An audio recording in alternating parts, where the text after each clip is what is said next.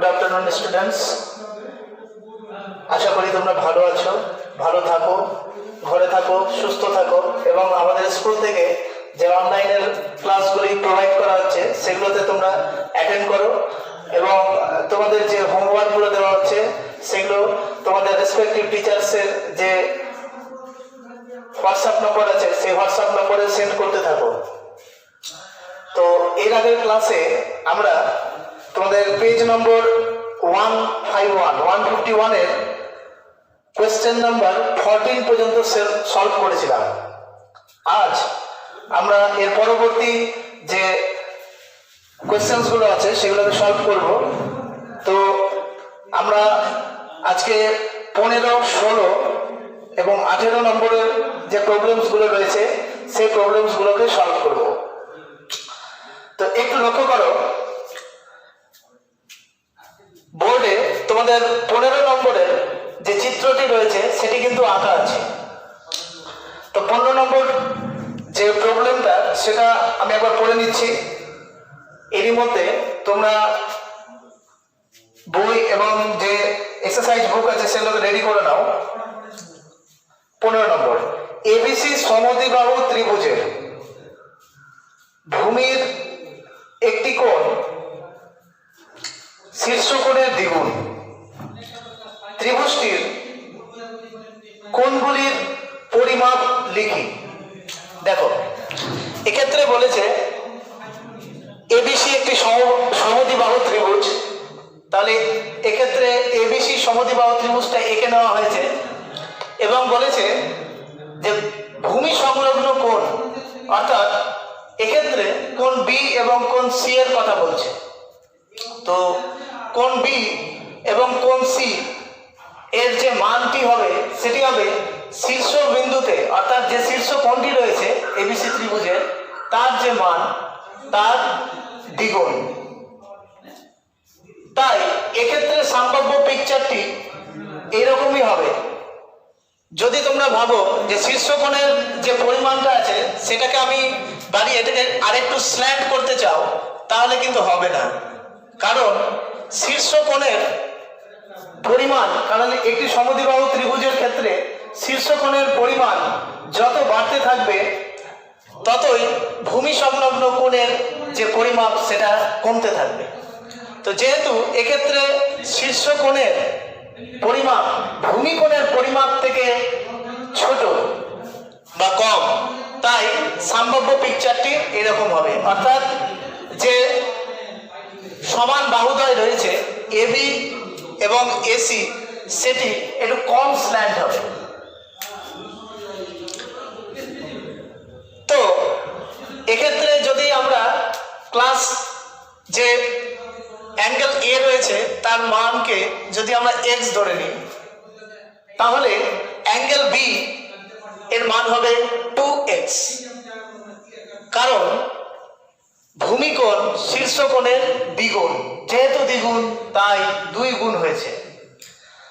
আবার দেখো, যেহেতু এবিসি একটি সমদ্বিবাহু ত্রিভুজ যার এবি এবং এসি সমান, তাহলে 4 নম্বর তোমাদের বইয়ের যে 4 নম্বর উপপাদ্য রয়েছে সেখান থেকে আমরা এই সিদ্ধান্তে উপনীত হতে পারি যে angle ABC equal to angle ACB. অর্থাৎ এক্ষেত্রে তোমাদের যে 4 নম্বর উপপাদ্যটি রয়েছে তার যে বিবৃতি এটিকে কাজে লাগাতে হবে। সেটি কিভাবে? যে ইফ যদি এবি ইকুয়াল টু এসি হয় তাহলে সেখান থেকে পাওয়া যাবে angle ABC equals to angle ACB. এটি হলো উপপাদ্য 4 এর বিবৃতি, যেটিকে এক্ষেত্রে কাজে লাগাতে হবে। দেখা যাক কিভাবে সেটিকে কাজে লাগানো যায়। তাহলে এক্ষেত্রে অ্যাঙ্গেল এবিসি এর মান যদি 2x ডিগ্রি হয় তাহলে অবশ্যই অ্যাঙ্গেল এসিবি এর মান হবে 2x ডিগ্রি। আবার উপপাদ্য 4 এর বিবৃতি কাজে লাগানোর পর আমরা সরাসরি চলে আসবো উপপাদ্য 8 এর বিবৃতি। উপপাদ্য 8 এর বিবৃতিটা কি ছিল? যে একটি ত্রিভুজের যে অন্তঃকোণগুলি রয়েছে তার পরিমাপের সমষ্টি হবে দুই সমকোণ বা 180 ডিগ্রি। তাই এক্ষেত্রে angle A plus angle B plus angle C equal to 180 degree. এখন অ্যাঙ্গেল এ, অ্যাঙ্গেল বি এবং অ্যাঙ্গেল সি এর যে রেসপেক্টিভ ভ্যালুগুলো রয়েছে সেগুলো এখানে আমরা পুট করে দেবো। তো অ্যাঙ্গেল এ এর ভ্যালু হলো এক্স, অ্যাঙ্গেল বি এর ভ্যালু 2x, অ্যাঙ্গেল সি এর ভ্যালু হলো 2x ইকুয়ালস টু 180 ডিগ্রি। বা এক্ষেত্রে এটাকে অ্যাড করে নিলে হবে 5x equals to 180 degree. So x equals to 180 degree by 5 equals to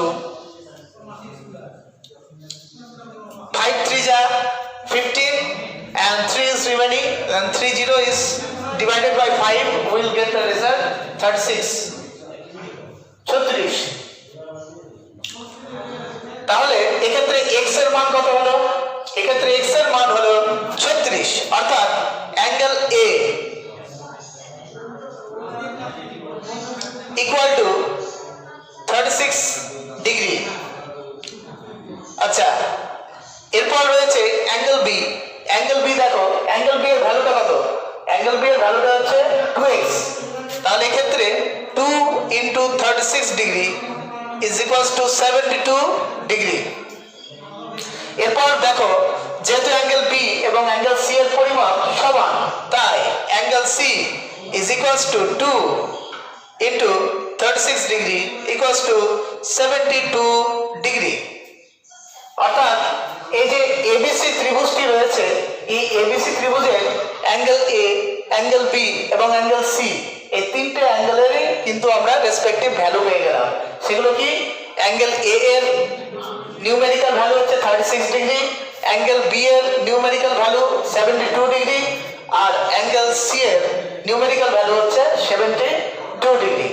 so এই প্রবলেমটি সলভ হলো। তোমরা এই 15 নম্বর প্রবলেমের যে সলভটি পেলে সেটিকে স্ক্রিনশট করে নাও।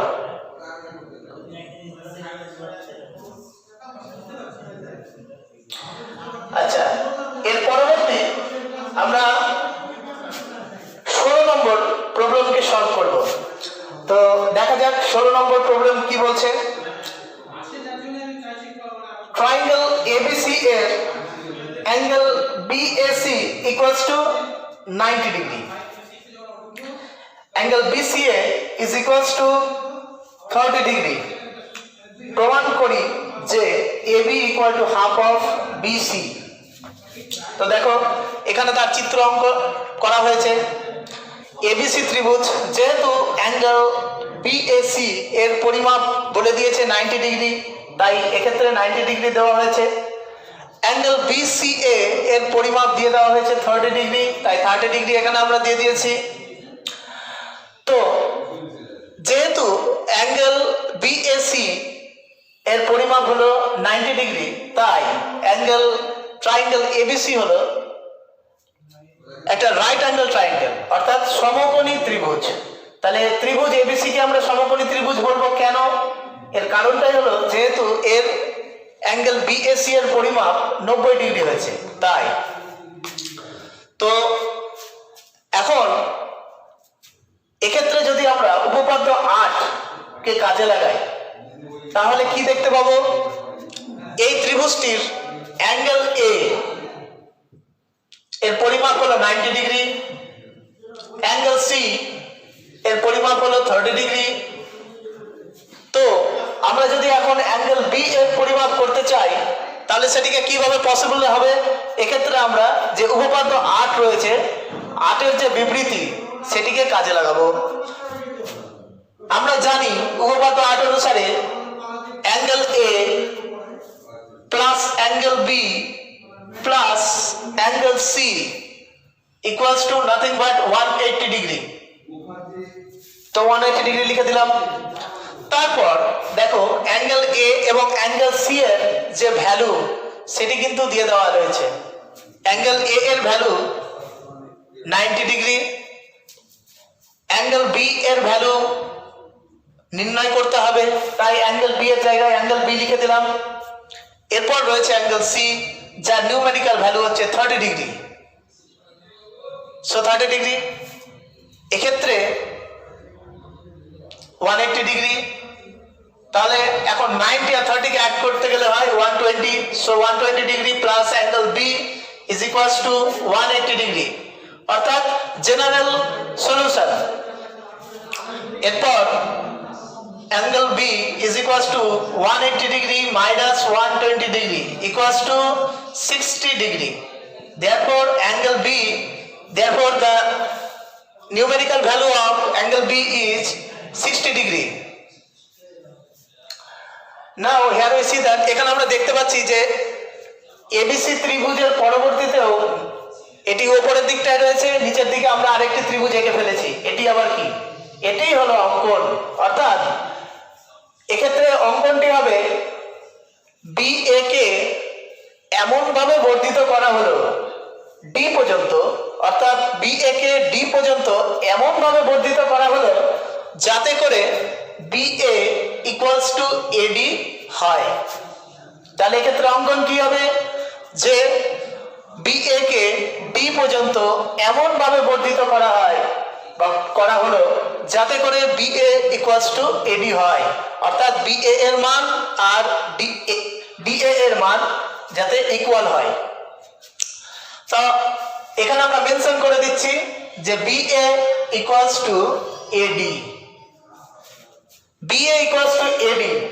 এই কথাটির অর্থই হচ্ছে BA is equals two half of BD, তাই না? যেহেতু BA আর ED এর পরিমাপ সমান, সুতরাং A হলো BD এর মধ্যবিন্দু, তাই BA বা AB হচ্ছে BD এর অর্ধেক। সো এখানে আমরা অর্ডারটা চেঞ্জ করে লিখতে পারি AB equals to half of BD। তো অ্যাঙ্গেল B এর পরিমাপ বেরিয়ে গেছে, তার নিউমেরিক্যাল ভ্যালু হচ্ছে 60 ডিগ্রি।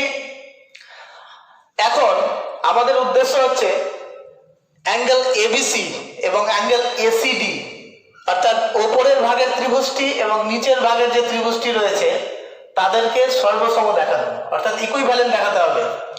তো তার প্রসিডিওর কি?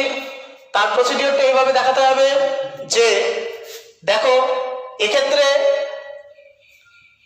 BD এর উপর AC দণ্ডায়মান, তাই না? যেহেতু BD এর উপর AC দণ্ডায়মান আর অ্যাঙ্গেল BAC এর পরিমাপ 90 ডিগ্রি, তাহলে তোমাদের ক্লাস 8 এর একটি করোলারি রয়েছে, মানে অনুসিদ্ধান্ত রয়েছে, যেটি বলে যে একটি সরলরেখার উপরে যদি আরেকটি সরলরেখা দণ্ডায়মান হয় তবে যে সন্নিহিত কোণগুলি উৎপন্ন হয় তাদের সমষ্টি হলো 180 ডিগ্রি। তো একটি অ্যাঙ্গেল যদি 90 হয় তাহলে অপর সন্নিহিত কোণের পরিমাপও কিন্তু 90 ডিগ্রি হবে। তাহলে এক্ষেত্রে আমরা কি পাবো? Angle BAC is equals to angle CAD, তাই না? তাহলে BAC এবং CAD এই কোণ দুটি কিন্তু সমান হয়ে গেল। এরপর দেখো আগেই আমরা দেখেছি যে অঙ্কন অনুসারে BA ইকুয়ালস টু AD, সেটিকে আমরা আগে লিখে নেব BA ইকুয়াল টু AD, তাহলে BA ইকুয়াল টু AD। আর আবার দেখো AC কিন্তু এই দুটি ত্রিভুজের সাধারণ বাহু, তাহলে এক্ষেত্রে AC হলো সাধারণ বাহু। তাহলে কি হলো? SAS, অর্থাৎ এই যে শর্ত, এই শর্তে ত্রিভুজ দুটো কিন্তু সর্বসম। তো তাহলে এক্ষেত্রে কি লিখতে পারি? ত্রিভুজ ABC সর্বসম ত্রিভুজ ACD, তাহলে ACD লিখে দিলাম। আচ্ছা, কি শর্তে সেটা কিন্তু ডান দিকে ফার্স্ট ব্র্যাকেটের মধ্যে তোমাদের উল্লেখ করতেই হবে, কারণ এক্সামিনার এখানে দেখবেন যে সেখানে কি শর্তে সর্বসম দেখানো হয়েছে কিনা আর সেই শর্তটি সেখানে উল্লেখ করা আছে কিনা, তাহলে এখানে লিখে দিতে হবে SAS শর্তে। এবার তোমাদের সুবিধার জন্য তোমরা এই পোর্শনটিকে নাম্বারিং করে দিতে পারো, নাম্বার 1, নাম্বার 2, নাম্বার 3। এটি কোনো রুলস নয়, কেবলমাত্র লেখার একটা স্বাচ্ছন্দ্য বোধ। অর্থাৎ তুমি যে উপপাদ্যটি বা তুমি যে প্রয়োগটি লিখবে সেটার মধ্যে একটা স্বাচ্ছন্দ্য বোধ বা একটা ছন্দ থাকার প্রয়োজন। তো এটি হলো একটা স্বাচ্ছন্দ্য বোধের জন্য, এর জন্য কোনো এক্সট্রা নম্বর নেই, কিন্তু তোমাদেরকে সেটিকে উল্লেখ করতে হবে। তো তাহলে আমরা দেখলাম যে ত্রিভুজ কি ABC এবং ACD SAS শর্তে সর্বসম হয়েছে। আর যদি দুটো ত্রিভুজ সর্বসম হয় তাহলে সেখান থেকে দুটো ওয়ে বেরিয়ে আসে। সেটি কি? সেটি হলো 1 নম্বর তাদের অনুরূপ বাহুগুলি সমান হয়, আর 2 নম্বর হলো তাদের অনুরূপ কোণগুলি সমান হয়। তো এক্ষেত্রে আমাদের অনুরূপ কোণের সমান হওয়ার কোনো প্রয়োজন নেই, আমাদের অনুরূপ বাহুগুলি সমান হলেই হবে। তাহলে এক্ষেত্রে অনুরূপ বাহু বলতে BC এবং CD কে বোঝায়। তাহলে এক্ষেত্রে আমি কি পাচ্ছি? এখান থেকে কিন্তু আমি দুটো রেজাল্ট পাবো, সেই রেজাল্টগুলোকে আমরা লিপিবদ্ধ করে রাখছি। সেই রেজাল্টগুলো কি কি? 1 নম্বর, আচ্ছা এখানে নম্বরিং না করলেও চলবে, BC ইকুয়ালস টু হচ্ছে CD। তাহলে BC ইকুয়ালস টু CD এখানে লেখা হলো। এটি হলো প্রথম প্রাপ্য। এরপর দ্বিতীয় প্রাপ্যটি কি? অ্যাঙ্গেল ACB, অর্থাৎ এই কোণটি ACB, angle ACB equals to angle ACD, যেহেতু ত্রিভুজ দুটি সর্বসম। Angle ACD। আচ্ছা এবার দেখো ACB এর কিন্তু নিউমেরিক্যাল ভ্যালু সাপ্লাইড, তাই না? সেটি কত? 30 ডিগ্রি। তাই অ্যাঙ্গেল ACD এর পরিমাপও কিন্তু 30 ডিগ্রি হবে। This equals to 30 degree. তাই এখানে এক্ষেত্রে 30 ডিগ্রি আগেই উল্লেখ করা হয়েছে। তাহলে এই পর্যন্ত হলো এর কনফার্মেশন। এরপরে যে পার্টটা আসবে সেটিকে কেবলমাত্র প্রুফ করার কাজে লাগবে। সেটি কি? দেখো অ্যাঙ্গেল B এর পরিমাপ 60 ডিগ্রি, AB CBD বা BCD ত্রিভুজ থেকে দেখো, অর্থাৎ এই বড় ত্রিভুজটা টোটাল ত্রিভুজটা থেকে দেখো, অ্যাঙ্গেল B এর পরিমাপ হচ্ছে 60 ডিগ্রি, অ্যাঙ্গেল C এর পরিমাপ জোড়া লাগিয়ে 60 ডিগ্রি, মানে 30 + 30 60 ডিগ্রি, আর অ্যাঙ্গেল D এর পরিমাপ হবে 60 ডিগ্রি। কেন? কারণ যে তিনটে অন্তঃকোণের সমষ্টি হচ্ছে কত? 180 degree. So 60 + 60 equal to 120 degree আগেই হয়ে গেছে। তাই 180 থেকে 120 ডিগ্রি বাদ দিলে হয়ে যায় 60 ডিগ্রি। সো 60 ডিগ্রি আমরা এখানে লিখে দিলাম। তো দেখো এখন এখান থেকে আমাদের কি রেজাল্টটা বেরিয়ে আসছে সেই রেজাল্টটা আমরা দেখব। যে ত্রিভুজ BCD এর দেখো অ্যাঙ্গেল B এর পরিমাপ 60 ডিগ্রি, অ্যাঙ্গেল C এর পরিমাপ 60 ডিগ্রি, অ্যাঙ্গেল D এর পরিমাপ 60 ডিগ্রি। তাই ABC ত্রিভুজটি একটি সমবাহু ত্রিভুজ। আর সমবাহু ত্রিভুজ হওয়ার কারণে BD ইকুয়ালস টু হয়ে যাবে CD বা BC। তাহলে এর আগে আমি একটা রেজাল্ট পেয়েছি, AB equals to half of BD। AB equals to half of BD। তাহলে BD এর জায়গাতে আমরা কি বসাতে পারবো? BC। তাহলে this equals to half of BC. So the result is proved. এখন তোমরা এই রেজাল্টটিকে স্ক্রিনশট করে নাও। এখানে তোমাদের যে কনফার্মেশনটি করা আছে সেটি এখানে উল্লেখ করা আছে। তোমরা এটা দেখলেই এরপর স্ক্রিনশট করে নিতে গেলে পরবর্তীতে তোমাদের দেখতে সুবিধা হবে। আচ্ছা, সো 16 নম্বরটি আমাদের প্রমাণ হলো। এরপরে তোমাদের যে 17 নম্বরটি রয়েছে এটি তোমাদের হোমওয়ার্কের জন্য থাকবে, কারণ যে 16 এবং 17 সিমিলার প্রবলেম। এরপরে আমরা 18 নম্বর যে সমস্যাটি রয়েছে সেটিকে প্রমাণ করার চেষ্টা করব। তো দেখো, প্রমাণ করি যে সমবাহু ত্রিভুজের প্রতিটি কোণের মান 60 ডিগ্রি। তো এর আগের চ্যাপ্টারে আমরা প্রমাণ করেছিলাম যে যে ত্রিভুজের প্রতিটি কোণের পরিমাপ 60 ডিগ্রি সেটি একটি সমবাহু ত্রিভুজ, বা প্রতিটি কোণের পরিমাপ সমান সেটি হলো সমবাহু ত্রিভুজ। আর এক্ষেত্রে আমাদেরকে প্রমাণ করতে হবে যে তিনটি কোণের অর্থাৎ সমবাহু ত্রিভুজের প্রতিটি কোণের পরিমাপ হবে 60 ডিগ্রি। সেটি কি করে প্রমাণ করতে পারি? দেখো, যেহেতু এবিসি একটি সমবাহু ত্রিভুজ, তাই তাদের যে বিপরীত কোণগুলি রয়েছে তাদের পরিমাপগুলোও কিন্তু সমান থাকবে। অর্থাৎ এ শীর্ষবিন্দুটির কে নিতে গেলে অ্যাঙ্গেল বি এবং অ্যাঙ্গেল সি সমান হবে, আবার অ্যাঙ্গেল বি এর সাথে অ্যাঙ্গেল সি সমান হবে, অ্যাঙ্গেল সি এর সঙ্গে অ্যাঙ্গেল এ সমান হবে এবং অ্যাঙ্গেল এ এর সাথে অ্যাঙ্গেল বি সমান হবে। যেহেতু সমান হচ্ছে, তাহলে আমি এখান থেকে কি রেজাল্ট পাচ্ছি? Angle B is equals to angle C, angle C is equals to angle A, আর angle A is equals to angle B. তাহলে এই যে তিনটে রেজাল্ট বা তিনটে ইকুয়েশনস, এই ইকুয়েশনস থেকে আমি কি সিদ্ধান্তে উপনীত হতে পারি যে angle A equals to angle B equals to angle C. Set X ধরি, where x is not equals to 0।